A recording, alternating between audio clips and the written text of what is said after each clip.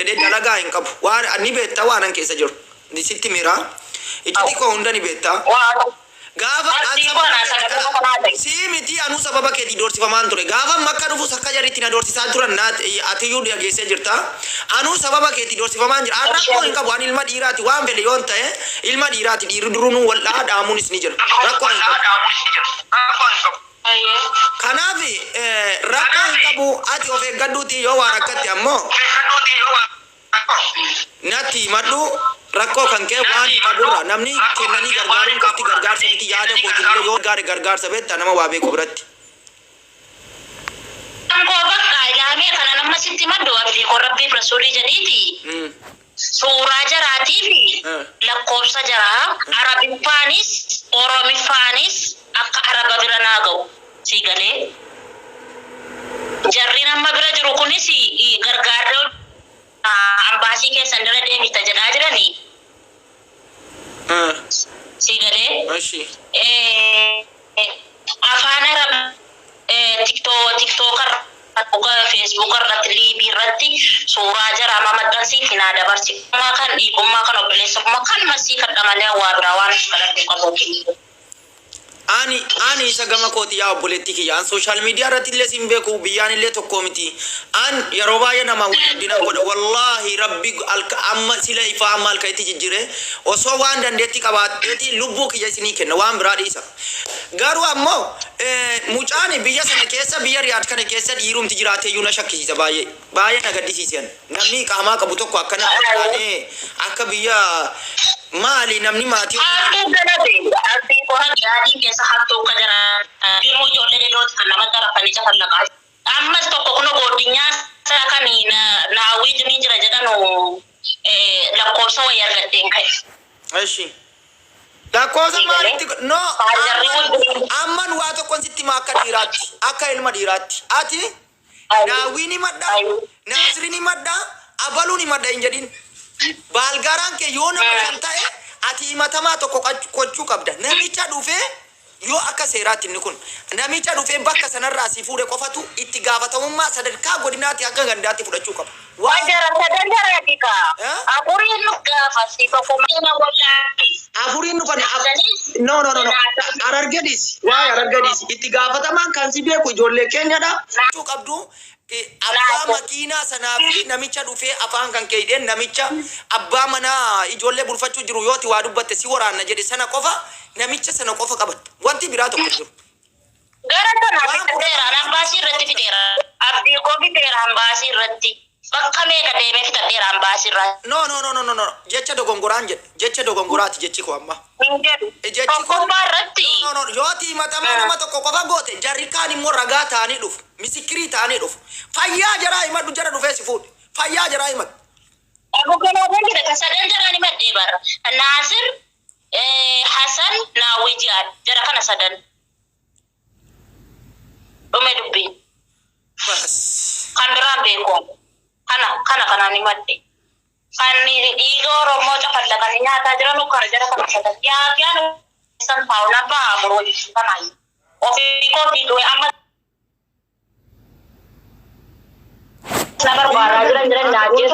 Wanta gootu yoo jiraate waan qabdu fudhuuti karaa akkaataa itti biyya galtu qofa falan. Awwan kana qofan siidhaam wanta si godhu tokko hin qabu. Haqa kan koo fudhadhu malee moo galma badan. Meeban as keessatti naajjee malee. Naajjee yoo keessatti. Akka kan kee rabbiin guddaan inni dachiif samii uume siifa barbaadu rabbi keessa siifa galu. Waan rakkate hunda ammoo waan danda'uun si bira jira yoo rakkattellee waan si godhu tokko waan hin beekta gaan wallahi jireenyaan keessa jiru hin beekta dalagaarra hin jiru akkuma wallahi waan tokko waan tokko kan tokko godhi ana sagalee qofa naa ta'ii suuraa jara kana irratti akkaataa TikTok illee hin beeku. Bukan liibii galanullee hin beeku yaabdii qophiin ta'ii ta'uu tookarratti lakkoofsa jaraati suuraa jaraanaa maxxansii sagalee mucaa wasaappiidhaan kottu haayinaa jedhii sagalee mucaa sittaan ergaa. Viidiyoo jarri deemati atis mi'aasaan kan na dabbaree jira danda'u wanta godheera mataan takkatuusi shirna jedha takkatuusi yookaan dhaan yookaan dhaamu yookaan illee du'u malee hin danda'an takkoos akkasii. Viidiyoo sana uummata Oromootti agarsiisa. Waan jarri ilma dhiiraattuu godhanu dhalaa dhiisiiti. Dhalaa dhiisiiti ilmaan Oromooyyuu waan jarri godhanu itti agarsiisa. Dhala kuni akkaawuntii isiiti. Akkaawuntii isiis nu agarsiisa. Timbuun hin deebi'a. Timbuun ati caaca barbaadiin kun. Maan irra dawwalti tokkummaa humna. Wallaahi irraan kaasu. Tokkummaanu. Maali biyya inni keessa jiru keessatti ammas kaleessas har'as namuma saamamaa oola. Maali inni Oromoodhaaf hin dhaabbadha Oromoodha jedhaa hin turre gadi bahee takkaa irraa hin dubbanne dhiisi jedhee na dhorgu malee dhiisi jedhee na dhorga takkaa irraa dubbatee hin beeku. Maali?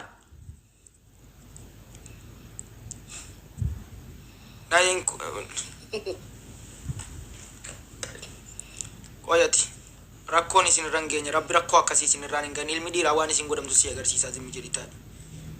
Zimmi jedhatti na biratti hin ta'ini. Abdii Geetaachoo Abbabee bira dhaqee innis waan biraa dubbatee gale. Qoy alaal kunooti fagoo miti jechuudha. Qoy viidiyoo chimeerre viidiyoo as normaanii isaa yaa jamaa kunooti ilaa kunoo yalaa uummata Oromoo namni 455 ilaala waan ilmaan Oromoo godhamtu.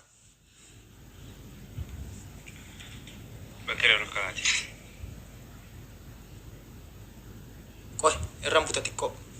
Ilma dhiiraatiin akkasitti hidhamee jiru. Ilmoo keessan ilma Oromoo kunuu asaniin biratti ilaala. Akka kanatti hidhamee saamama jechuudha. Magaalaa Riyaad keessatti. Ilaala. Tokkummaa humnaa ni beeka. Ilaala. Ilmoo keessani jechuudha. Cidhaan isaa sawwaranii maaliif rifeensa hin addanne jedhu jechuudha.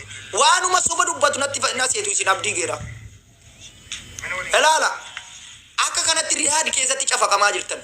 Kan isin har'a abdiin fakkeenya siyaasa miidiyaa isaa guddifachuuf miti kan asirra bahee isinitti dubbatu. Dhugaa jirtu qofaan adeemu. Ilma Oromooyyuu akkanatti hidhu jechuudha. Akkanatti hidhanii saamaa jiran. Akkanatti mee diinni akkana nama godheera. Naftanyaan akkana nu gooteetti. Naftanyaan akkana isin gooteetti yaa saba Oromoo. Akka kana isin gooteetti naftanyaan. Isin gooteetti. Waanuma hin fakkaanne qofa waan isin galchine qofa keessa galtanii hin borcina. Maalatti dawwala kun immoo. Waan isin hin galchine keessa qofa hin galina. Waan isin laallatudha kun waan saba keessaniif toludha kun saba keessantu akkanatti hidhamee tumamuu jira. Ilma dhiiraati suuraa amman isinitti agarsiise lakkoofsi amma himamee ka'e kunoo kan jara kanaati. Kan jara akkanatti saba Oromoo miidhaa jiruuti. Magaalaa Riyaad biyya Saudi Arabiyaa keessatti. Koppiliin ki godha akkaawunti warningiin irra galee jira daqiiqaa 5.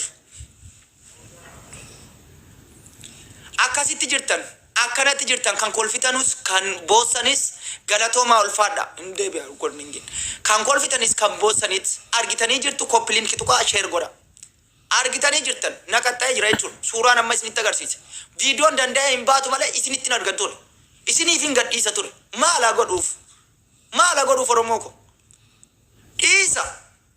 dhiisa kaafaa ta'e hawwisoo dablisummaa Oromoo deeggari badhaadhina bilisinnaa deeggari nuti ilmaan Oromooti bakka Oromummaadhaan nutti dhufetti ofirraa buqqifachuu qabdu yaa jamaa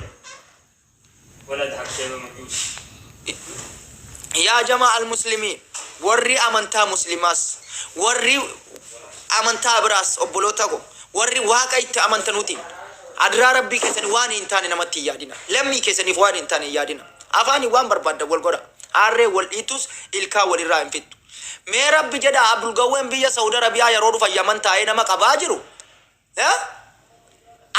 hanga kana nama cinqeera biyya Saudi Arabiyaa biyya mootummaan hoogganamu keessatti mana hidhaa tolfatanii mana kireeffatanii mana hidhaa tolfatanii lammii Oromoo saamuuf jecha ijoollee Oromoo kare dhagaa keessa dalagattu saamuuf jecha iqaamaa tolfatanii boraqaa eenyummaa tolfatanii lammii keessa naa cafaqanu eenyuuf dubbattu eenyutti kolfitu eenyuuf quuqamtu na dhibee baranumaayyuu maal Oromummaan nama gaddisiifti wallahi Oromoo ta'uu kootti baxxaa maazinaallo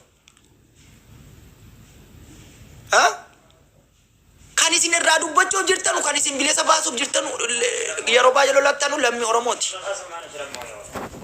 Kan isin irraa dubbachuudhaaf yeroo baay'ee abilisoom lammiin keenya jettanii dubbattan lammii Oromooti. Kan asitti biyya namaa keessatti biyya Arabaa keessatti nan dalagadhaadhaaf biyyaa bahee carraa jiruu rakkinaatiif biyyaa bahee biyya Ormaa keessatti illee akkaataa jireenyaa dhabee ka biyya keessaa ka umuriin isaa waggaa 80 ciisee haaraan galfatu lafa Oromiyaarraa ka'ee olii gadi fiiga kan qabeenyi isaa Gondariif Gojjamitti namme Bahardaaritti namme sanuu qabeenya hin arganna lubbuu namaa hin argannu kan ibiddatti irra qabsiifamee nu agarsiifama biyya alaatti kasoo hin qabnu Oromoo wal nyaatti Oromoo dhiiga bartee bar dhiiga dhuguu barte naftanyaa hin himannu ka Oromoo alanaa Oromoo waan isin godhaa jirtu isin hin beektanu malee anumtiin kun diina Oromooti yoo beelaan tokko dhufee saba Oromoo ta'ee nama sana nyaachisee hin geggeessin fedhu Tigiree haa ta'u bakka ni tokkummaa isaatiin natti dhufe nama 5 yoo jiraanne amma mana kana 5tu jira wallahi firaashan irraa bu'ee lafa ciibsee nyaachiseetiin geggeessa jechuudha.